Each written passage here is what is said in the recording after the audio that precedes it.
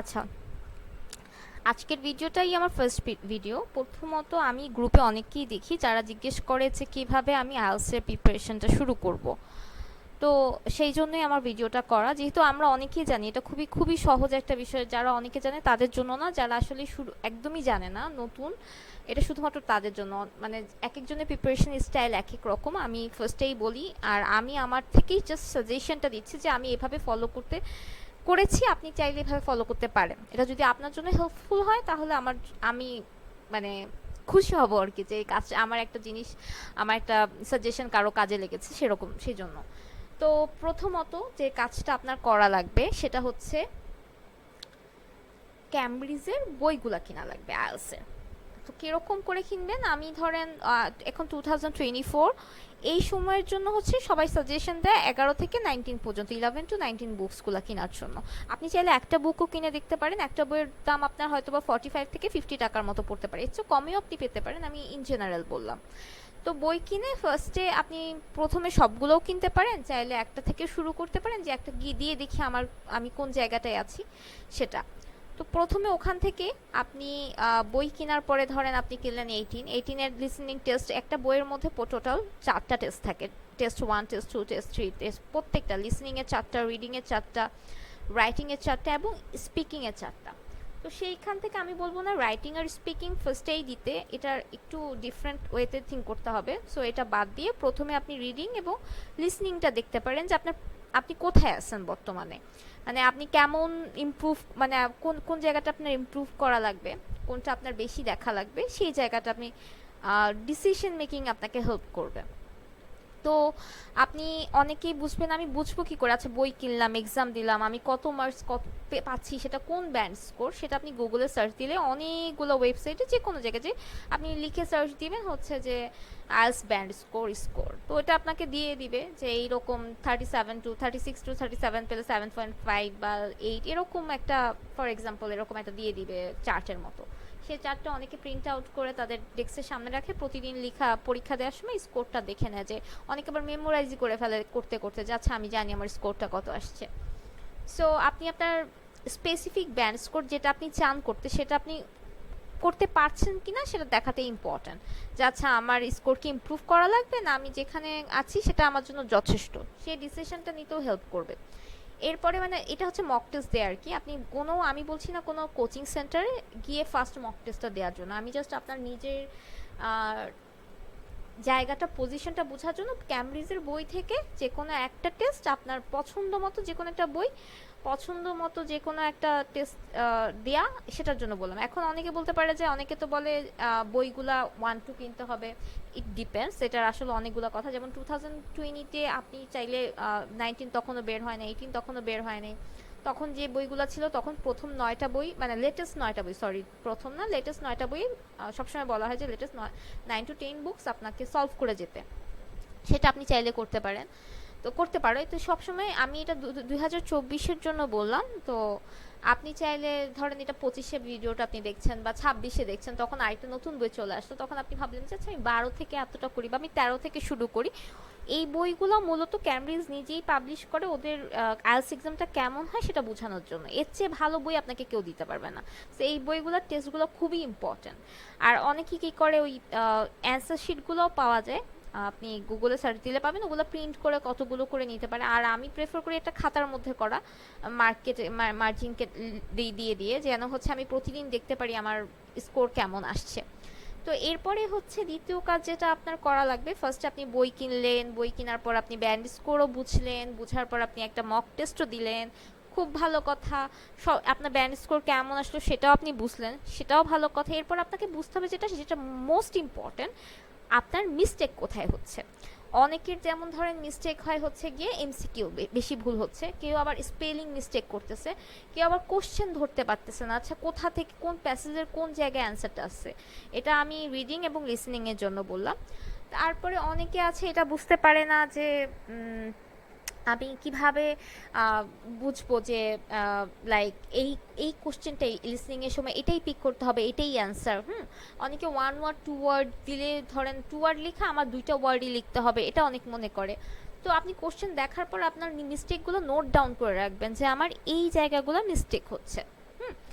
এরপরে হচ্ছে আপনি ইভালুয়েট করবেন যে আমার মিস্টেকগুলো কোনগুলো বেশি হচ্ছে, কোন জায়গাটা আমি আসলেই বুঝতে পারছি না। কারণ আপনি যখন মিস্টেক না বুঝতে পারবেন, ইমপ্রুভমেন্টের জায়গাটা আপনি কিভাবে ডিসিশন নেবেন যে আপনার কোথায় ইমপ্রুভ করা লাগবে। আমরা তো হেল্প নিতে হলে বুঝতে হয় যে আমার সমস্যাটা কোথায়। যে কোনো ফর এক্সাম্পল ডাক্তার যদি আপনাকে টেস্ট কেন দেয়, টেস্ট দেয় হচ্ছে আপনার শরীরের রোগটা বোঝার জন্য যে কোন জায়গায় মেডিসিনটা দিলে রোগটা সেরে যাবে। সেরকম এই আইএলটিএসও সেরকম একটা বিষয় যে আপনাকে বুঝতে হবে যে আমার সমস্যা কোথায়, সেই পরে আপনি হেল্প নেবেন ইমপ্রুভমেন্ট। এখন কোথা থেকে আপনি হেল্প নেবেন, কোন ডাক্তারের পরামর্শ আপনি নেবেন, কোন টিচার থেকে অ্যাডভাইস নেবেন, সেটা সম্পূর্ণ আপনার নিজস্ব চয়েস। হ্যাঁ, আর এরপরে হচ্ছে একটা নোটবুক। আমার মনে হয় এটা খুবই ভালো কাজ, যদি আপনি পারেন এটা করাটা দরকার, যে আপনার জার্নিটা লিখে রাখা। কারণ যদি আপনি এমন করলেন যে প্রথমেও আপনি 6 দিয়ে শুরু করলেন, 1 মাস প্র্যাকটিস করার পর আপনার 6ই রয়ে গেল, তাহলে আপনার জার্নিটা আপনি বুঝলেন না, কোনো ইমপ্রুভমেন্ট হয় না। যদি আপনি জার্নিটা চোখের সামনে দেখেন, তাহলে বোঝাটা সহজ যে আমি কোথায় ছিলাম, কোথায় আছি এবং কোথায় পৌঁছাচ্ছি, আমি কি আমার লক্ষ্যে যেতে পারছি কিনা, আমার কি ইমপ্রুভমেন্ট হচ্ছে কিনা, নাকি আমার আরও ইমপ্রুভ করা দরকার। সেই ডিসিশন মেকিংয়ে হেল্প করবে আপনার নোটবুকটা, আপনার জার্নিটা কিভাবে হচ্ছে সেটার জন্য। এরপরে যেটা মোস্ট ইম্পর্ট্যান্ট কিছু জিনিস আপনার মাথায় রাখতে হবে আইএলটিএসের পড়া মানে জার্নিটার সময়। প্রথমত কনসিস্টেন্সি খুবই ইম্পর্ট্যান্ট জিনিস আইএলটিএসের। যে কেউ আপনাকে, আমি এটা আমার সাইড থেকে মোস্ট ইম্পর্ট্যান্ট, অনেকে আপনাকে কিভাবে বলবে সেটা আমি জানি না, মানে আপনি ডেইলি একটা লিসনিং টেস্ট হলেও করবেন, একটা রিডিং টেস্ট হলেও দিবেন, এরকম করে কনসিস্টেন্ট থাকতে হবে। যে আমি একদিন পড়লাম, 3 দিন পড়লাম না, 3 দিন পড়লাম, 4 দিন পড়লাম না, এক সপ্তাহে একবার পড়লাম, এভাবে করা যাবে না। আইএলটিএসে প্রতিদিন প্র্যাকটিস করতে হবে, প্রতিদিন ইমপ্রুভ করতে হবে, একটু হলেও পড়তে বসতে হবে। এই জিনিসটা মেনটেন করা লাগবে। আপনি অফিস করে আসেন, আপনার মনে হবে আরে আমি তো অনেক চাকরি করে আসি, আপনার মতো অনেকে আছে যারা জব করে। সো আপনি যদি নিজের ড্রিমের প্রতি কমিটেড থাকেন, অবভিয়াসলি আপনাকে কনসিস্টেন্ট হতে হবে। এরপর আপনাকে ধৈর্য ধারণ করতে হবে, কারণ আইএলটিএস জার্নি আসলে কারোর জন্য অনেক টাইমের, 6 মান্থের হয়, 2 মান্থের হয়, 1 মান্থের হয়। এই যে কনসিস্টেন্সি ধরে রাখার জন্য আপনাকে ধৈর্য ধারণ করতে হবে। অনেক সময় আপনার মনে হবে যে জার্নিটা আমি পারছি না, আমার দ্বারা হবে না, এটা আমি কেমন করে করব। তো এই সব প্রশ্ন বাদ দিয়ে আপনাকে মাথায় রাখতে হবে যে আমাকে ধৈর্য ধরতে হবে, কারণ এই জার্নিটা আমি যদি এটা না করতে পারি, আমি আমার স্বপ্ন পূরণ করতে পারবো না। তো স্বপ্নের জন্য ধৈর্য ধারণ করাটা ইম্পর্টেন্ট, কনসিস্টেন্ট হওয়ার জন্য ইম্পর্টেন্ট। এরপর ডিটারমাইন্ড থাকতে হবে যে আমাকে ভালো করতে হবে, আমাকে ইমপ্রুভ করতে হবে। আমাদের মধ্যে ডিটারমিনেশন আর ছাল ছেড়ে দিলে তো আসলে আপনি আপনার স্বপ্নের জায়গাটায় পৌঁছাবেন কি করে। সো আপনাকে ডিটারমাইন্ডও হইতে হবে, মানে like I have to do it, মানে এই মেন্টালিটি রাখতে হবে। অ্যাট এনি কস্ট আমি সব সহ্য করব, আমি রাত দিন পড়াশোনা করে হলেও আমি এই জায়গাটায় পৌঁছাবো, আমাকে এই জায়গাটায় রিচ করতে হবে, এরকম মানসিকতা রাখাটা ইম্পর্ট্যান্ট, খুবই জরুরি। এর আর এটা হচ্ছে আমি সবচাইতে লাস্টে দিছি যে প্রে করাটা আসলে সবচাইতে important, most important thing for me.